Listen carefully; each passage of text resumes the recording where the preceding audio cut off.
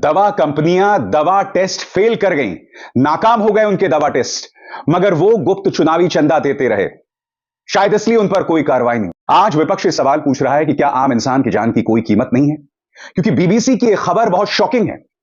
इसे पूरे डिटेल में मैं आपको आगे जाके बतलाऊंगा, मगर ये सच है दोस्तों कि आजाद भारत के इतिहास में गुप्त चुनावी चंदा एक ऐसा बड़ा घोटाला है जिसकी तह तक पहुंचना, जिसकी जड़ तक पहुंचना बहुत जरूरी है। क्योंकि बार बार साबित हो रहा है कि इन गुप्त चुनावी चंदों के जरिए लोगों के गुनाहों पर पर्दे डाले गए, लोग गिरफ्तारी से बचते रहे। सबसे बड़ी बात, लोग गुप्त चुनावी चंदा देते थे, अनाप शनाप काम करते थे, सरकार उन्हें कॉन्ट्रैक्ट्स दिया करती थी। और अब जो ये खबर आई है वो बहुत शॉकिंग है। बीबीसी की यह खबर कहती है कि कई जो कंपनियां थी, कई फार्मास्यूटिकल कंपनीज जो थी, वो दवा टेस्ट फेल कर गई थी, यानी कि उनकी दवा ठीक नहीं थी, मगर उन्होंने गुप्त चुनावी चंदे के जरिए 750 करोड़ रुपए दिए और उन पर कोई एक्शन नहीं हुआ। विपक्ष सवाल पूछ रहा है कि ऐसा क्यों? क्या इस देश में आम इंसान की जान की कोई कीमत नहीं है? सबसे पहले बीबीसी का ये डेटा देखिए दोस्तों। इसके मुताबिक किस तरह से अलग अलग दवा कंपनियों ने भारतीय जनता पार्टी को पैसा दिया। सबसे ऊपर नाम आता है टोरेंट फार्मास्यूटिकल कंपनी का, आप देख सकते हैं सबसे ऊपर नाम है टोरेंट फार्मास्यूटिकल कंपनी, उसके बाद सिप्ला, उसके बाद ऑरबिंदो फार्मा। अब आप कहेंगे ऑरबिंदो फार्मा कौन है?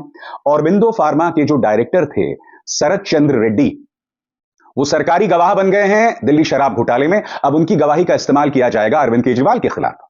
जी हां, इन्होंने भी करीब 50 करोड़ रुपए दिए थे भाजपा को। उसके बाद सन फार्मा लेबोरेटरीज और उसके बाद डॉक्टर रेड्डी लेबोरेटरीज। ये वो तमाम कंपनियां हैं जिन्होंने भाजपा को गुप्त चुनावी चंदा दिया। और इनकी क्या कारस्तानियां रही, आइए बीबीसी की इस रिपोर्ट की पड़ताल करते हैं, इसकी चर्चा करते हैं, जो निहायत ही शॉकिंग है, जो ये बतलाता है कि इस देश में आम इंसान की जान की कोई कीमत नहीं है। मैं आपको यह भी बतलाऊंगा कि इस मुद्दे पर पूर्व स्वास्थ्य सचिव का क्या कहना है। सबसे पहले बीबीसी की खबर आपके स्क्रीन पर। दवा टेस्ट में फेल वो फार्मा कंपनियां जिन्होंने खरीदे करोड़ों के इलेक्टोरल बॉन्ड्स। और अब मैं आपको बतलाने वाला हूं करीब 8 कंपनियां, उन्होंने कितने के इलेक्टोरल बॉन्ड्स खरीदे, उन पर क्या आरोप थे, एक एक करके। सबसे पहले दोस्तों हम बात करना चाहेंगे टोरेंट फार्मास्यूटिकल लिमिटेड। एक बार फिर वो डेटा दिखाना चाहता हूं। टोरेंट फार्मास्यूटिकल लिमिटेड ने भाजपा को सबसे ज्यादा इलेक्टोरल बॉन्ड के जरिए चंदा दिया है। अब मैं एक एक करके बताना चाहता हूं टोरेंट फार्मास्यूटिकल कंपनी के बारे में। इस कंपनी का रजिस्टर्ड दफ्तर गुजरात के अहमदाबाद में है। साल 2018 से 2023 के बीच इस कंपनी की बनाई गई 3 दवाइयों का ड्रग टेस्ट फेल हो गया दोस्तों। वे दवाएं कौन कौन सी थी उस पर भी गौर कीजिएगा। पहली दवाई डेप्लिट A50, निकोरन IV2 और लोपोमाइड। ये 3 दवाइयां टोरेंट फार्मास्यूटिकल लिमिटेड की फेल हो गई। उसके बाद डेप्लिट A50 दिल का दौरा पड़ने से बचाती है और निकोरन IV2 दिल के कार्यभार को कम करती है। लोपोमाइड का इस्तेमाल अल्पकालिक या दीर्घकालिक दस्त के इलाज के लिए किया जाता है, यानी कि इनमें से 2 का सीधा नाता आपके दिल से है और 1 का इलाज दस्त के लिए। और ये तीनों कहीं ना कहीं बहुत ही संवेदनशील हैं। अब मैं आपको बताता हूं, इस कंपनी ने 7 मई 2019 और 10 जनवरी 2024 के बीच 77.5 करोड़ के इलेक्टोरल बॉन्ड्स खरीदे। इन 77.5 इलेक्टोरल बॉन्ड्स में से 61 करोड़ भारतीय जनता पार्टी को दिए गए। अब मैं आपसे सवाल पूछना चाहता हूं, इनकी जो 3 दवाइयां फेल हुई थी, इस पर भाजपा सरकार ने क्या कार्रवाई की? सबसे बड़ी बात, इनमें से कई ऐसी कंपनियां हैं जिन्होंने दूसरी पॉलिटिकल पार्टीज को भी पैसे दिए। आपने उन पर क्या कार्रवाई की? क्या यह सवाल ही पूछा जाना चाहिए? और अगर क्या यह सवाल मैं पूछ लूं, इससे मैं क्या देशद्रोही हो जाता हूं? चलिए अब बात करते हैं हम सिप्ला की। सिप्ला लिमिटेड। सिप्ला लिमिटेड का जो रजिस्टर्ड ऑफिस दोस्तों वो है मुंबई में। साल 2018 से 2023 के बीच इस कंपनी की बनाई दवाओं की 7 बार, जो इन्होंने दवाएं बनाई थी, 7 बार ड्रग टेस्ट फेल हुआ। अब आपके जहन में सवाल होगा कि इन्होंने कितना गुप्त चुनावी चंदा दिया। इस कंपनी ने 10 जुलाई 2019 और 10 नवंबर 2022 के बीच 39.2 करोड़ रुपए के इलेक्टोरल बॉन्ड खरीदे और इस 39 यानी 39.2 करोड़ के इलेक्टोरल बॉन्ड्स में से 37 करोड़ भाजपा को दिए गए और 2.2 करोड़ कांग्रेस को दिए गए। तीसरी कंपनी सन फार्मा लेबोरेटरीज। दोस्तों सन फार्मा लेबोरेटरीज का जो मुख्यालय है वो कहां है? वो मुंबई में है। साल 2020 और 2023 के बीच 6 बार इस कंपनी की बनाई गई दवाओं के ड्रग टेस्ट फेल हुए। 6 बार दोस्तों, 6 बार बहुत मायने रखता है। अब मैं आपको बताता हूं कि इन्होंने किस पॉलिटिकल पार्टी को कितना चंदा दिया। 15 अप्रैल 2019 और 8 मई 2019 को इस कंपनी ने कुल 41.5 करोड़ रुपए के इलेक्टोरल बॉन्ड्स खरीदे और यह सारा का सारा पैसा भाजपा के पास गया। अब हम बात करते हैं जॉइड्स हेल्थ केयर लिमिटेड की। जॉइड्स हेल्थ केयर लिमिटेड का मुख्यालय मुंबई में है। साल 2021 में बिहार के ड्रग रेगुलेटर ने इस कंपनी की बनाई गई रेमडेसिविर दवाओं की एक बैच में गुणवत्ता की कमी पाई थी। याद है आपको रेमडेसिविर दवाएं दोस्तों? रेमडेसिविर का इस्तेमाल कोरोना के दौरान किया जा रहा था। बाद में पता चला था कि उसका इस्तेमाल करने की जरूरत ही नहीं थी। हम नहीं जानते वो अफवाह किसने फैलाई थी कि रेमडेसिविर का इस्तेमाल करने से कोरोना जो है उस पर काबू पाया जा सकता है। यह दूसरा खेला है। अब मैं आपको बताता हूं कि ये जो कंपनी है इसने किस पॉलिटिकल पार्टी को कितना सीक्रेट चुनावी चंदा दिया। ये देखिए, 10 अक्टूबर 2022 और 10 जुलाई 2023 के बीच इस कंपनी ने 29 करोड़ के बॉन्ड खरीदे। इनमें से 18 करोड़ भाजपा को, 8 करोड़ सिक्किम क्रांतिकारी मोर्चे को और 3 करोड़ कांग्रेस को दिए गए। इसके बाद हेटेरो ड्रग्स लिमिटेड और हेटेरो लैब्स लिमिटेड, इसका जो दफ्तर दोस्तों वह है तेलंगाना हैदराबाद में। साल 2018 और 2021 के बीच इस कंपनी की बनाई गई दवाओं के 7 ड्रग्स टेस्ट फेल हुए। और कीजिए दोस्तों, कंपनी का नाम है हेटेरो ड्रग्स लिमिटेड और हेटेरो लैब्स लिमिटेड। इनकी बनाई गई दवाएं 7 बार फेल हुई। क्या कार्रवाई हुई और क्या इन्होंने सीक्रेट चुनावी चंदा दिया? बिल्कुल सही दोस्तों, सही पहचाना आपने। कितना चुनावी चंदा दिया, किस साल से किस साल के बीच में दिया, इस पर भी गौर किया जाए। हेटेरो लैब्स लिमिटेड ने 7 अप्रैल 2022 और 12 अक्टूबर 2023 को 25 करोड़ के बॉन्ड खरीदे। इनमें से 20 करोड़ के बॉन्ड बीआरएस को और 5 करोड़ के बॉन्ड्स बीजेपी को दिए गए। अरे भाई, आपसे ज्यादा तो बीआरएस को पैसे मिले, कम से कम आपको तो सिर्फ 5 करोड़ मिले थे ना। आप कार्रवाई कर देते।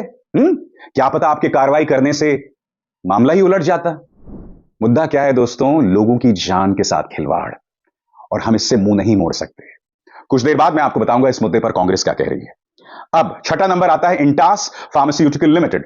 इसका मुख्यालय गुजरात में है। आप गौर कर रहे हैं, अधिकतर दवा कंपनियों के मुख्यालय गुजरात में है। क्या उन पर कोई एक्शन हुआ? नहीं हुआ। क्या यह गुजरात मॉडल है? जवाब आपके सामने है। जुलाई 2020 में इस कंपनी की बनाई गई दवा एनाप्रिल का ड्रग टेस्ट फेल हुआ। अब 10 अक्टूबर 2022 को 20 करोड़ रुपए के इलेक्टोरल बॉन्ड्स इन्होंने खरीदे और 20 के 20 करोड़ रुपए गए भाजपा की जेब में। सातवीं कंपनी आईपीसीए लैबोरेटरीज लिमिटेड, इनका मुख्यालय मुंबई में है दोस्तों। 2018 में इस कंपनी की बनाई गई दवा लारियागो टैबलेट का ड्रग टेस्ट फेल हुआ। इन्होंने 10 नवंबर 2022 और 5 अक्टूबर 2023 के बीच 13.5 करोड़ के बॉन्ड खरीदे और 13.5 करोड़ के बॉन्ड्स में से 10 करोड़ भाजपा की जेब में गए, 3.5 करोड़ सिक्किम क्रांतिकारी मोर्चा के पास गए। 7 दवा कंपनियों का आंकड़ा मैं आपके सामने पेश कर चुका हूं। अब बारी है 8वीं कंपनी की, ग्लेनमार्क फार्मास्यूटिकल लिमिटेड। दोस्तों, मैं आपको बतलाना चाहूंगा, साल 2022 और 2023 के बीच इस कंपनी की बनाई गई दवाओं के 1 नहीं 2 नहीं बल्कि 6 ड्रग्स टेस्ट फेल हुए। और क्या इन पर कोई कार्रवाई हुई? कितना सीक्रेट चुनावी चंदा दिया? मुलाहिजा फरमाइए, नोश फरमाइए। इस कंपनी ने 11 नवंबर 2022 को 9.75 करोड़ के बॉन्ड खरीदे और ये सभी बॉन्ड जो हैं वो भाजपा की जेब में गए। अब मैं आपसे एक सवाल पूछना चाहता हूं दोस्तों, आप क्या कहेंगे? क्या ये भ्रष्टाचार है? क्या ये लोगों की जान के साथ खिलवाड़ है? क्या सीक्रेट इलेक्टोरल बॉन्ड्स एक सामान्य चीज है? अमित शाह जो ये दावा लगातार कह रहे हैं कि भाई इससे कालाधन पे रोक लगेगी, इसमें कुछ गलत नहीं है, वो दूसरी पॉलिटिकल पार्टीज पर उंगलियां उठा रहे हैं। पहली बात तो उन्होंने मेरे किसी भी सवाल का जवाब नहीं दिया। अब ये जो बीबीसी की पड़ताल है, ये कई सवाल खड़े कर रही है। बड़ा प्रश्न ये कि क्या इन सवालों के जवाब देश के गृह मंत्री, प्रधानमंत्री देंगे? बिल्कुल नहीं देंगे। कांग्रेस कटघरे में रख रही है भाजपा को। क्या कह रही है पार्टी की प्रवक्ता सुप्रिया सुनीत? ये भ्रष्टाचार की नहीं, आपकी जिंदगी के साथ सौदे की कहानी है। वो सौदा जो नरेंद्र मोदी ने चंदे के बदले में किया। खबरों के मुताबिक दवा बनाने वाली बहुत सारी कंपनियां जिनकी दवाएं टेस्ट में फेल हुई थी, उन कंपनियों ने इलेक्टोरल बॉन्ड से चंदा दिया। ये साफ साफ रिश्वत और आपके जीवन के साथ खिलवाड़ नहीं तो क्या है? आपने कांग्रेस के तमाम अकाउंट को फ्रीज कर दिया है। इनकम टैक्स उन पर फाइन, जुर्माने पर जुर्माना कर रहा है। मगर यही secret electoral bonds Bharatiya Janata party की जेब में गए। कई और सोर्सेस से उन्हें लगातार पैसे मिलते रहे। साफ तौर पर ब्लैकमेल का खेल दिखाई दे रहा है। साफ तौर पर दिखाई दे रहा है कि अगर आपने सीक्रेट इलेक्टोरल बॉन्ड्स के जरिए पैसा नहीं दिया तो आप पर कार्रवाई होगी। मैं इससे पहले बाकायदा अपने शोज में आपको बताते रहा हूं। मैं फिर आपसे सवाल पूछना चाहता हूं, क्या इस देश के नागरिक होने के नाते आपको ये सवाल नहीं पूछने चाहिए जो आज मैं अपने कार्यक्रम में रख रहा हूं? आपको तो ज्यादा मेहनत भी नहीं करनी पड़ रही है, आपको तो पढ़ाई भी नहीं करनी पड़ रही है। ये तमाम जानकारियां मैं आपको ला रहा हूं और सबसे बड़ी बात, जो तमाम जानकारियां मैं आपके सामने लेकर आया हूं, इनमें से एक भी गलत नहीं है, एक भी गलत नहीं है।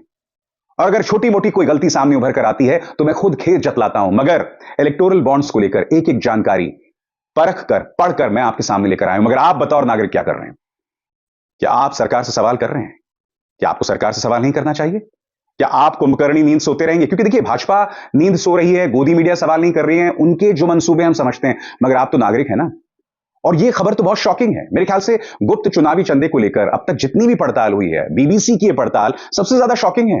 इससे यह पता चलता है कि आम इंसान की जान की कोई कीमत नहीं है। और क्यों नहीं है, मैं आपको बताता हूं। क्योंकि आपको धर्म का धतूरा चटा दिया गया है, आपको यह समझा दिया गया कि हिंदू खतरे में, जबकि आप जानते हैं हकीकत क्या है। पढ़िए, लिखिए, सुनिए, रिएक्ट कीजिए, एक जिम्मेदार नागरिक बनिए। क्योंकि जब इन दवाई कंपनियों के टेस्ट फेल हो जाते हैं और फिर ये बच के निकल जाते हैं, तो इसका अर्थ क्या हुआ? इसका अर्थ यह हुआ कि आपके जान की कीमत उतनी नहीं है जिसके बारे में अक्सर कहा जाता है। मेरी बात अगर बुरी लगी हो तो इसमें मेरा दोष नहीं है, दोष आपका है। अभिसार शर्मा को दीजिए इजाजत। नमस्कार।